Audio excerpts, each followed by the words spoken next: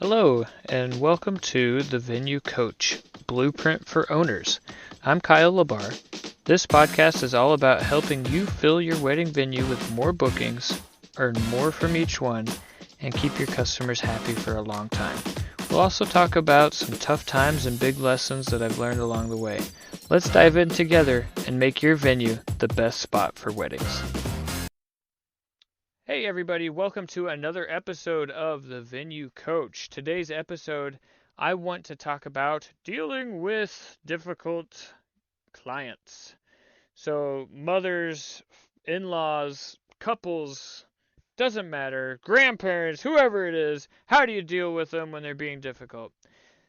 And I want to talk about this from a experience that we had where we didn't do what we should have done in terms of being excellent to our guests and our clients. And so, in this particular instance, we had a parent who was trying to, just they're more budget conscientious and trying to make their dollars stretch as far as they could. We, at the time of booking, were in a situation where we needed to get more bookings, and so we were, lowering the standards that we had in place just a bit. And that's another topic for another day, but we took them on as clients. And so once that happened, it doesn't matter that we charge them less at that point. Like at that point, we took them on as clients. And so now we have an obligation to them to provide the service and the experience as best we can, given the financial constraints. We have an obligation to provide the service as best we can to hit the standards that we have for our establishment. And so what wound up happening is that over time there's a bit of animosity that built up, really like undiscussed with the parent. And so come event day, the team has a little bit of animosity towards them, a little bit of frustration and pent up feelings.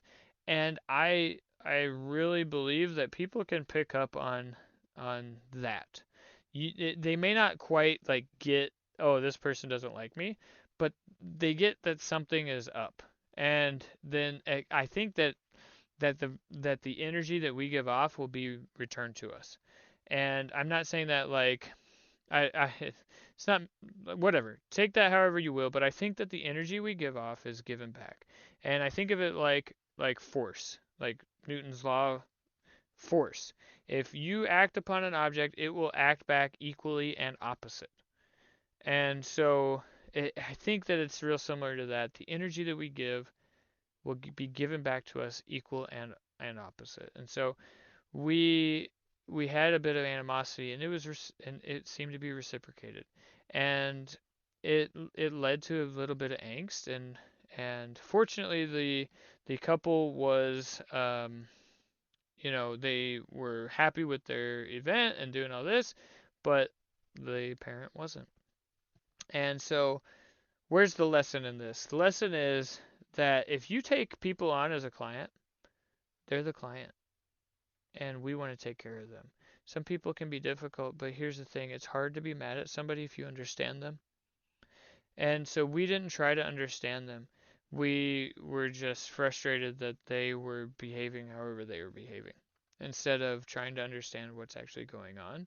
And so here you have a parent who might be spending a large proportion of their disposable income, or they may not even have disposable income, but they're trying to make a perfect day for their kid. You know, that's it. They're trying to make a perfect day for their kid, and they're trying to do it with what resources they have available. And so, if you're willing to lower your standards because you like a couple or you want to do something like that, then in terms of like the price and everything like that, that's up to you. But if you're gonna do it, you gotta take care of them like you take care of everybody else. You got to still provide the value, still show up and do all of that. So that's the lesson that we learned from that experience, is that Doesn't matter if they become the client. Doesn't matter. Doesn't matter what they paid. We got to take care of them. And so, better served, we would have been better served trying to understand their situation so we could have some empathy, truly. So that's the lesson from our experience. Don't make that same mistake. You know, be excellent. Like Bill and Ted's Excellent Adventure. Just be excellent to everybody. And if you do that, you will just blow everyone away. The standard for excellence has never been lower. It has never been lower to just impress people with just being decent. And so the thing is, I don't even like thinking or talking bad about any of our clients in the like among staff. I don't like it. I don't tolerate it. We don't talk bad about our clients. We don't talk bad about our prospective clients, the people who've come to tour. I hate it. I don't like talking bad about them because you're putting that out there. And we want to encourage good relationships. And if you think poorly about somebody, then subconsciously that's going to come through, and you're going to lose deals. You're going to have dissatisfied people, and it's just going to come through. So please learn from our mistake, and just be good to your people and try to understand them and where they're at. And even if they're still so difficult to work with, just know that there is an end. You don't have to keep working with them after the day. And so sometimes it's a grin and bear it situation, but really if you understand them and if your whole goal is just to make the day perfect, then honestly those little annoyances don't won't really bug you as much. So hope this was helpful to you. And if it was, please share this, subscribe, let me know what you think in the comments, and I will catch you on the next one.